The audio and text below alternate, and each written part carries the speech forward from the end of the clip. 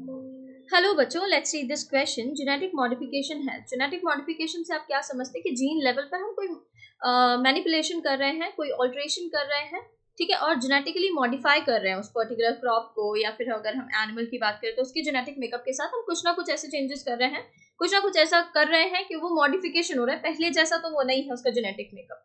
अब आप उसमें से कुछ डिलीट कर रहे हैं या उसमें कुछ एक्स्ट्रा इंसर्ट कर रहे हैं, वो बात अलग है, मॉडिफाई तो कर रहे हैं। यहाँ पर दिया है genetic modification has made crops less tolerant to abiotic stresses, cold drought, salt, heat, तो ये इनकरेक्ट है।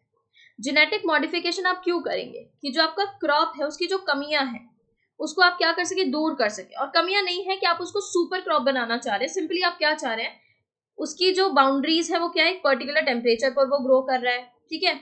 और अगर ड्रॉथ कंडीशन होती है, वाटर की कमी हो रही है, तो वो ग्रो नहीं कर पा रहा है, उसकी यील्ड अफेक्ट हो रही है, सॉल्ट बढ़ रहा है तो यील्ड अफेक्ट हो रही है, हीट से उसको अफेक्ट हो रहा है, टेम्परेचर उसको अफेक्ट कर रहा है। तो आप क्या कर देते हैं, ऐसे जीन इंट्रोड्यूस करा देते हैं आप उस क्रॉप के अंदर कि वो टॉलरेंट हो गया है इन सभी एबायोटिक स्ट्रेसेस के लिए, ठीक है। उसकी टॉलरेंट पावर को आपने क्या कर दिया, इंक्रीज कर दिया है। जहां वो 25 डिग्री सेल्सियस टेम्परेचर को टॉलरेट कर पा रहा था, अभी वो 40 डिग्री सेल्सियस पर भी काम कर रहा है, ठीक है। उस पर भी वो नॉर्मल तरीके से ग्रो कर रहा है। तो आपने अपनी क्रॉप को क्या कर लिया, टॉलरेंट बना दिया। तो आप लेस टॉलरेंट तो नहीं बनाएंगे, आप जेनेटिक मॉडिफिकेशन का प्रोसेस भी कर रहे हैं और आप उसे लेस टॉलरेंट भी बना देंगे, तो आप तो उसको और कमजोर बना रहे हैं, वीक प्लांट बना रहे हैं, ठीक है। तो हम ऐसे चेंजेस करेंगे ना कि हमारा जो क्रॉप है वो और ज्यादा स्ट्रांग हो जाए, और वो जो भी उसके एक बाउंड्रीज थी जिनके बियॉन्ड वो जाके काम नहीं कर पा रहा था, या ग्रो नहीं कर पा रहा था, या यील्ड नहीं कर पा रहा था, वो सब बाउंड्री से आगे भी जाके वो क्या करे, यील्ड दे पाए। तो उसके लिए क्या क्या हर्डल्स थे, कोल्ड टेम्परेचर था, कोल्ड कंडीशन थी तो वो उसकी यील्ड अफेक्ट हुई थी, ड्रॉथ हो रहा था, सॉल्ट बढ़ रहा था, सैलिनिटी हो रही थी सॉइल में, हीट बढ़ रही थी, हीट टेम्परेचर पर वो ग्रो नहीं कर पा रहा था। तो हमने इन सब के प्रति उसको क्या बना दिया, टॉलरेंट बना दिया। ऐसे जीन इंट्रोड्यूस कराए कि अब ये सब भी कंडीशंस अगर उसके फेवर में नहीं होते तो भी वो प्रॉपर यील्ड कर रहा है। तो इस तरीके से किया जाता है। लेस टॉलरेंट बोल दिया इसलिए स्टेटमेंट इनकरेक्ट हो गया है। ओके, नेक्स्ट दिया है genetic modification has reduced post harvest losses. बिल्कुल, जेनेटिक मॉडिफिकेशन की हेल्प से क्या होता है, पोस्ट हार्वेस्ट लॉसेस क्या हो जाते हैं, रिड्यूस हो जाते हैं।